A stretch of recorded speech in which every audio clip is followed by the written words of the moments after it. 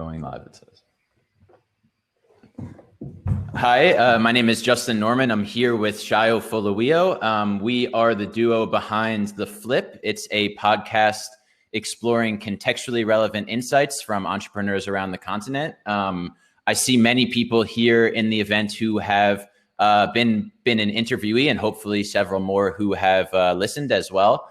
If you've listened to the show, and in case you haven't, Shayo and I do a retrospective conversation at the end of every episode where we basically just take a moment to reflect on what the interviewees said, and really what our takeaways were from sort of the lessons that people are sharing or the insights that people are sharing from around the continent. And so we were asked and are very excited to be sort of doing that live for the first time, candidly, just to talk a little bit about what some of our takeaways were from today's session. We will also be back tomorrow to do it as well. So just by way of introduction, again, I'm the founder of TheFlip and the host of TheFlip. Shayo is many things. He wears many hats. He's the B mic and executive producer of TheFlip. He also has two day jobs. One is as the founder and CEO of a home services marketplace called Kandua. And I know he would never say this, but I'll just throw out a shameless plug that he's currently fundraising. So you guys should slide into his DMs. And then he also is an investor as well. He's a director of Pave Investments, which many of you may know is one of the anchor investors of Microtraction. And they've seen quite a bit of, made a lot of early stage investments in Nigeria and beyond as well. So we're just going to talk a little bit about some takeaways. One of the big takeaways that I had, and Shayo, I'm very interested in your thoughts, is, going from, I think, the initial conversation between Rebecca and Acha, talking just about the macro perspective and really the opportunities, and then hearing the panel that Zach led talking about how many of the deals that we're seeing now today are oversubscribed. It's very exciting for me to just hear about what seems to be some tailwinds. I mean, in light of Paystack, people are getting excited about trying to participate more. And then at the same time, what amazing work people are doing on the continent in light of COVID, in light of SARS in Nigeria, that there's still a lot of activity. And so you've got some interesting perspective, I would say, especially just given that you're sort of both fundraising and deploying funds at the same time. I don't know if you had any specific takeaways as it relates to sort of some of the positive news, but I'd be curious to hear some of your thoughts on and some of your takeaways on what some of the panelists shared in that regard in particular today. Sure. Thanks, Justin. Yeah, there was a really, energizing and exciting few conversations. There's a bunch of takeaways, but I think maybe to set up the conversation, a kind of a good one for me, or a high level one for me, was kind of seeing investors interacting in a let's say comfortable space, but they're actually human beings and not just people that say no to you all the time. Yeah, exactly, not just checkbooks and checkboxes. I kind of and it was really, really energizing to see how many people are passionate about the work happening on the continent. I definitely think sometimes that distance can be a bit too much around kind of the kind of work happening on the ground and the capital behind it, especially at an early stage. I think at an early stage that should be much closer. So it's been really great to see how many passionate people, engaged people are kind of involved in this space and pushing it forward. So that was cool. Yeah. And yeah, you mentioned to me and we talked, I mean, I think we both loved how for the pitches, they had investors, their own investors and mentors sort of introducing all of the pitches. I mean, that was something that I really loved and I think frankly is something that we'd love to see more of, not just in pitch competitions, frankly, but like in the real world, right?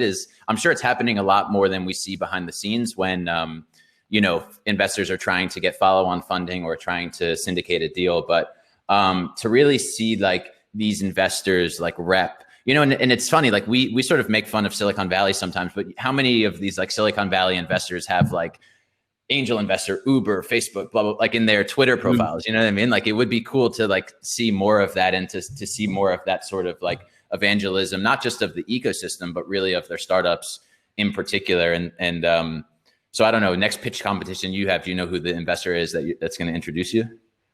No. You're past the passive, but you raised some good money, if I remember a few years back, doing some pitch competitions, right? So they are useful, and they actually can actually.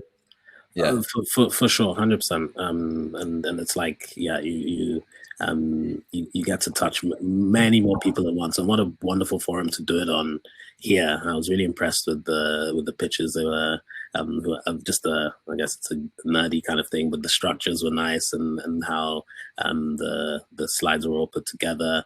Loved those introductions. I think it was something I was always looking out for throughout the panels, is how investors describe their businesses. Yeah, that's always interesting, right? Is it I guess a fun one to talk about, just because I know him, but like describing his investees is a very different kettle of fish to anyone else describing their business, right? It's like he knows products. And it was cool kind of seeing how people, sometimes it was just like, this is a great dude or a great woman, like it's backing the founder and letting them do the explaining, and some people were kind of more excited about the product. I like the woman, I'm forgetting her name, who introduced like that space tech company. That one was interesting. That was a good one. But you mentioned something interesting, which I think is always sort of like implicit in any investor related conversations that we have, is like this idea about like finance background investor versus like operator, practitioner, or former entrepreneur. And you mentioned specifically, so we can talk about it in terms of him being like a 2-time entrepreneur. And it's interesting. I mean, I'm an investor in an angel community called RallyCap, and I think it's two things that are very exciting. One is just aggregating a sort of a latent pool of capital, and much like what E's trying to do with Future Africa in terms of, getting angels to or unlocking opportunity for more angels to participate. But then at the same time, what is great about RallyCap in particular is that it's a community of practitioners and operators. So there's a lot of like operator-led due diligence that they're able to do. And I wonder, I mean, maybe this is not so much anything that anyone was explicitly talking about today, other than E sort of, pitching people to fund his platform, or to invest in his platform. But, I wonder if there's like a subconscious thing that made you pick out E because, you hope to see more of these sort of like entrepreneur-led investors in the space. And maybe it's starting to happen more as we see, the ecosystem proliferate. But I wonder if it was like Freudian for you to mention them in particular. I mean, it was pretty conscious, not that self-conscious. I mean, it's I think Achab kind of mentioned it at the beginning. He talked about the problem of the continent being one around execution.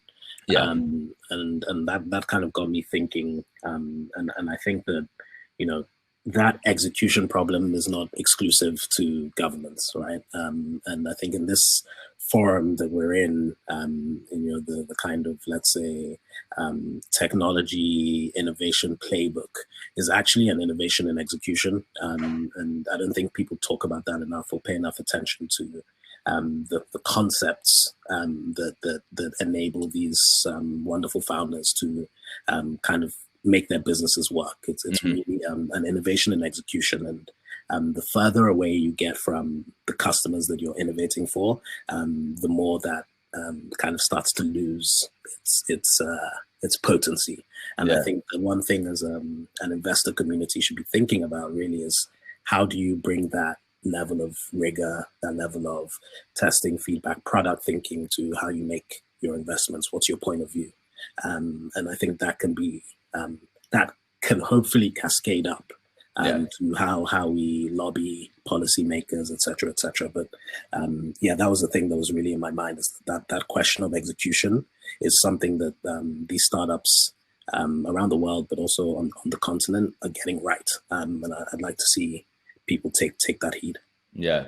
And I also, I mean, I think one of the most exciting things for me to like be a part of the ecosystem is to see, and somebody else mentioned this about like a lot of what COVID has created is this just like general uncertainty in the market, right? But like African entrepreneurs have sort of been operating in this type of uncertain environment for a long time as well.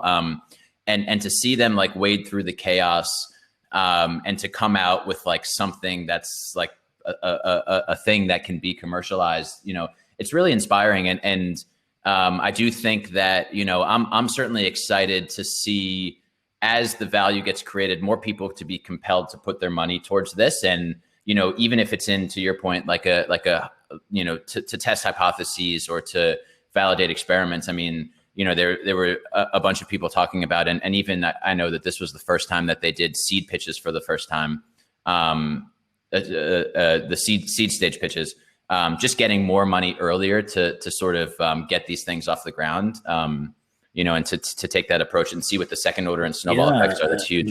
And the seed round, and something I think Microtraction have done really well, is like a seed, like no one knows what's going to happen.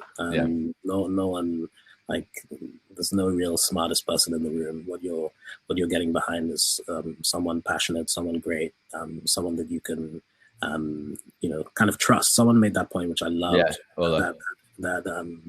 That this relationship is about trust, and I think people forget that again. And there's a question about empathy, but I think we're running out of time, so it's probably Well, we're getting booted off the stage, but we will be back tomorrow. So and feel free to hit up Shayo or me in the chat if you guys have any questions. But we will be back tomorrow to have a similar conversation and maybe to carry out some of what maybe are some things that the investor community or we'd like to see in the future, or future events and so on and so forth. But for now, we will leave it there, and we'll invite Tommy Davies up to the stage, I think, for some closing words from today's sessions.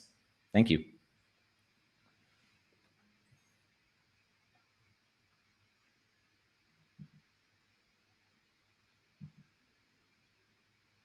Do we leave?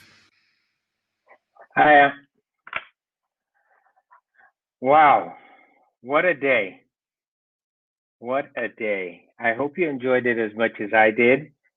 From Acha telling us about the Innovation Execution Challenge when he was talking to Rebecca, to Tim giving us those insights about why hanging on to human capital is as much important on the continent as hanging on to the cash. Well, what about the pitches? Those venture showcase pitches. Okay, first there was Tibu, then there was Akiba, TMCG, Hypernova, and of course then we saw Let Me In, Foot Locker, Go Beeper, even Interact Labs. So I hope you got something out of today. Please join us tomorrow when we go with the big boys, even more money. On a serious note, for A-Band members, we've got an AGM coming up. So please watch your email to take notice. And really, thank you to our partners. We couldn't have done this without you.